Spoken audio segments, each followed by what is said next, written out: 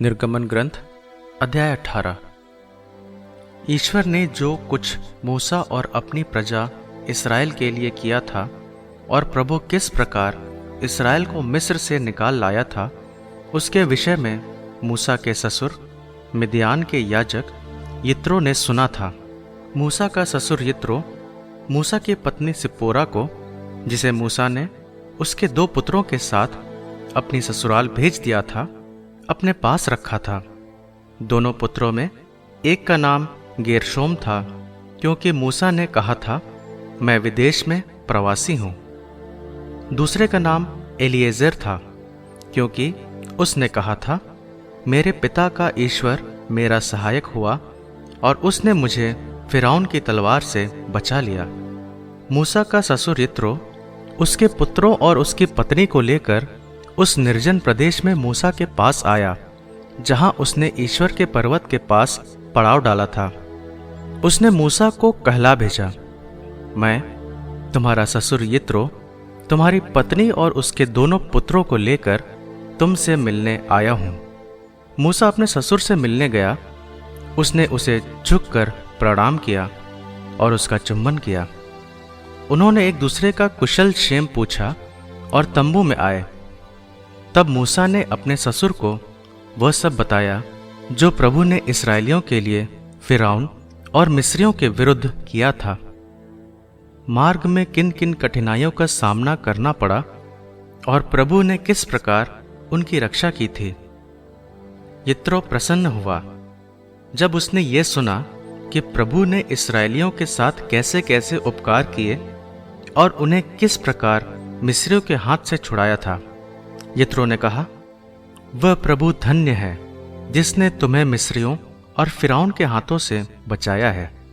मैं अब ये जान गया हूं कि प्रभु सब देवताओं से बड़ा है, क्योंकि उसने लोगों को उन मिस्रियों के हाथों से बचाया है जिन्होंने उनके साथ दुर्व्यवहार किया था।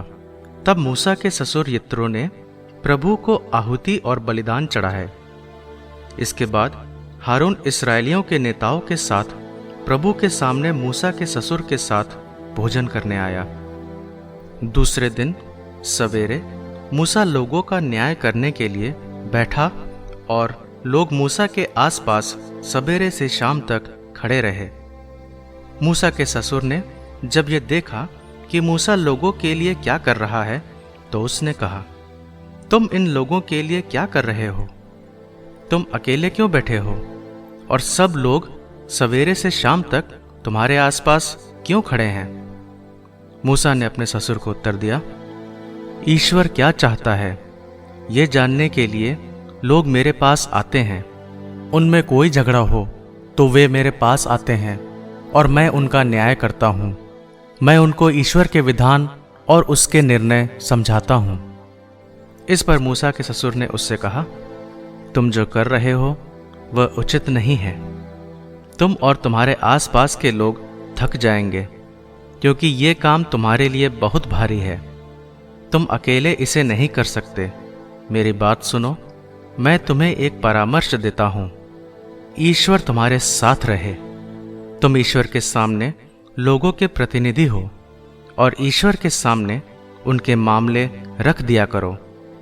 तुम उन्हें विधियों और निर्णयों को समझा दो और वो मार्ग जिस पर उनको चलना चाहिए और वे कार्य जो उन्हें करना चाहिए। लेकिन लोगों के बीच में से तुम योग्य, ईश्वर पर श्रद्धा रखने वाले, विश्वास पात्र और घूस ना लेने वाले व्यक्तियों को चुनो और उन्हें 1000-1000, 100-100, 50-50 और 10-10 मनुष्यों की टोली पर शासक के रूप में नियुक्त कर दो। वे हर समय लोगों का न्याय करते रहें। वे हर बड़ा मामला तुम्हारे पास लाएं और सब छोटे मामलों का निपटारा स्वयं कर लिया करें। इस तरह तुम्हारे काम में वे हाथ बटाएंगे और तुम्हारा बोझ हल्का हो जाएगा। यदि तुम ऐसा करो और ईश्वर की ऐसी आज्ञा हो तो तुम काम संभाल लोगे और लोग भी संतुष्ट होकर अपने अपने घर जाएंगे। मूसा ने अपने ससुर की सलाह मान ली और उसने जैसा कहा था वैसा ही किया।